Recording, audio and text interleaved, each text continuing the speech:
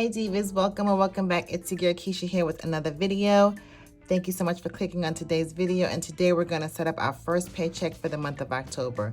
So if you like sinking funds, savings, challenges, cash stuffing, budget with me, every and all things that have to do with your money, we'd love for you to hit that subscribe button down below. So let's get right into it.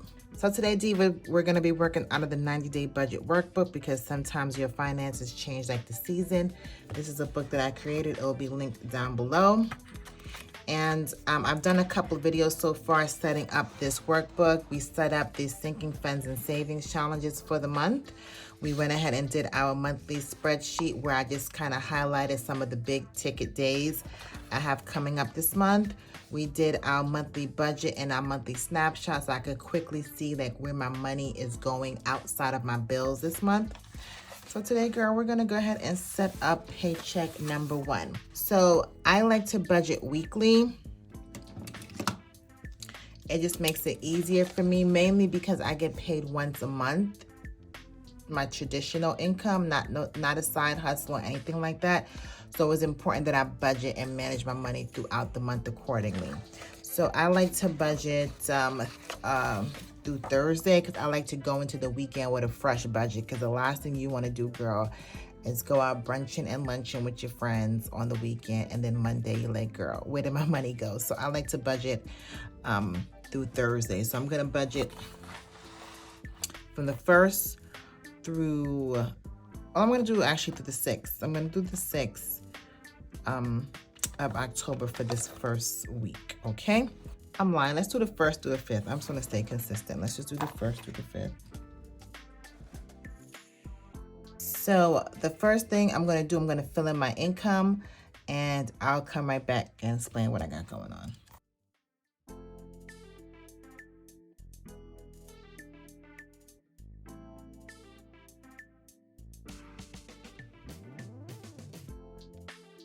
Okay, so the first section is for my income. So for the first week, from the 1st to the 5th, I'm projected to bring in $13,616.52.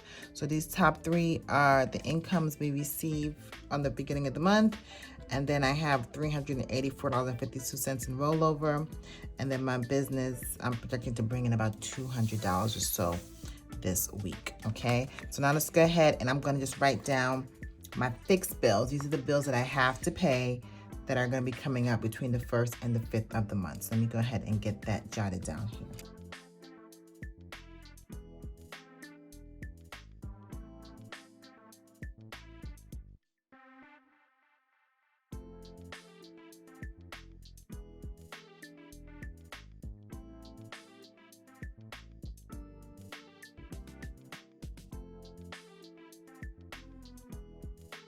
Okay, so these are my fixed bills from the 1st through the 5th. So I have my mortgage, my second house, I have some debt, trash, gas, some subscriptions.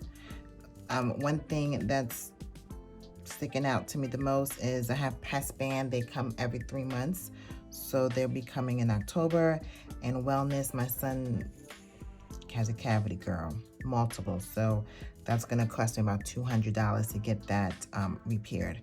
So for the 1st through the 5th, my expenses are going to be $4,679. Once I subtract my income from my expenses, I'm at $8,937.25. So we're going to go ahead and move that down here.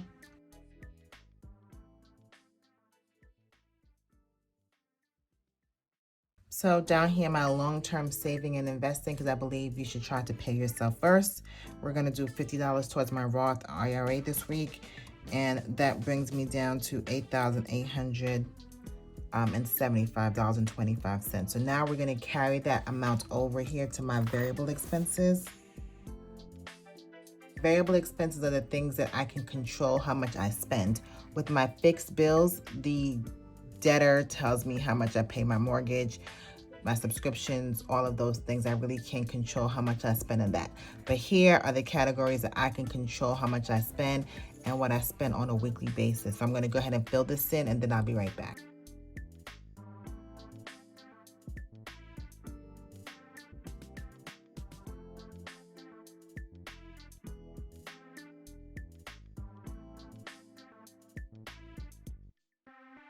Okay, so let's look at my variable expenses.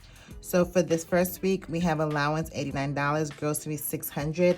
What I've been doing for the past 2 months, and it's worked for me, I just pulled out all of my grocery money at one time. $600 is my budget for the month. It makes it much easier for me to stay on budget, because if I see a deal or something and I'm constrained to my $150 a week, sometimes I miss out on a good deal. So I'd rather just have the 600 at one time and just ration it through the entire month. I've actually found that I'm saving more money that way as well. I'm eating out $40 household, $40 households, like paper towels, toilet tissue, all of those things. Gas, $60. Beauty, I don't think I need anything this week. Next week, the second week in October, I am going out, so I might increase it then. My kids, $100, that's lunch money and anything else I need to pay for. I did mention in my monthly setup that my kids are going to be going to some after school club, so I believe I need to pay for that. Business is $500. Again, that's an amount that I'm going to just keep handy and just manage that budget throughout the month. Miscellaneous and fun, I put it together on one line because I kind of ran out of lines here. I'm $30. I'm gonna do $10 for miscellaneous, $20 for fun. Coffee, $15, and auto, I did $500 because I do need to do get my front brakes done, and I did list that here.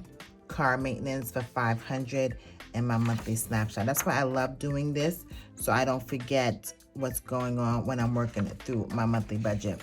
So that brings my variable expenses to $1,994. Once I subtract that from my leftover, that leaves me with $6,893.25. Now we're gonna come down to our sinking funds and savings challenges.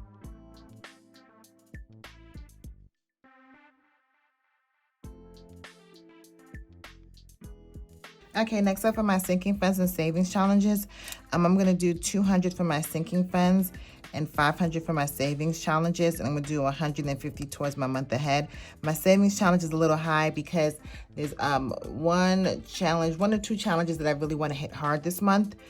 So I'm gonna put $500 towards that. And my sinking funds, a lot of them have started dying down, meaning that I'm starting to hit some of the goals and or I've hit them. So, and then I use my rollover money as well. So whatever money I don't use up here, at the end of the week, I roll them over to one of these areas. So I'll be able to fill in any gaps with that as well. So this brings me up to $850. So once I subtract that from my leftover from my variable expenses, I'm at $6,043.25, okay? So let's bring this down.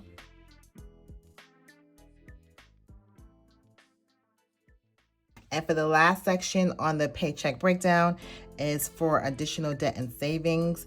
So you guys know, I mentioned during my monthly snapshot that I am working on paying off this Home Depot card, girl. I just want to knock it out.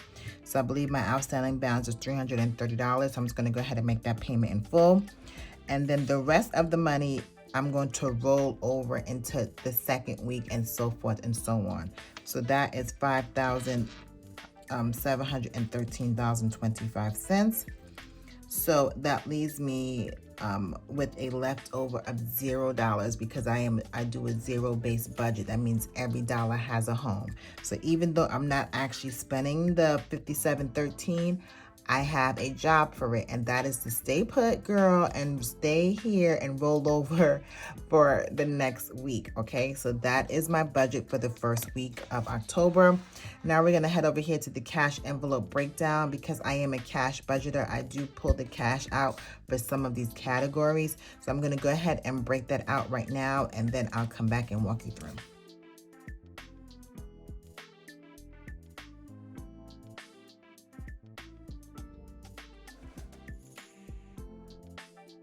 Okay, so I just broke everything out. So for the allowances, groceries, eating out, household, gas, beauty, miscellaneous, and fun, these are the categories I'm pulling cash out for.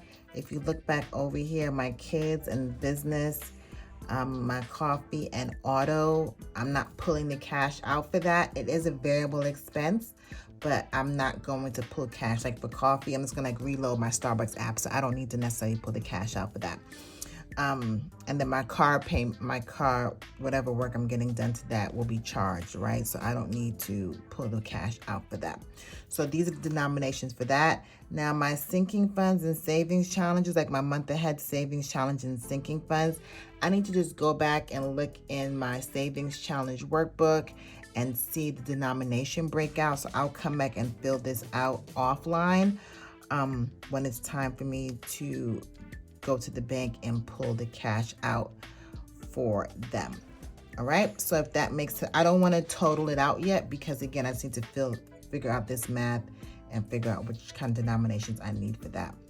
So aside from that, girl, we are done. Week 1 is in the books.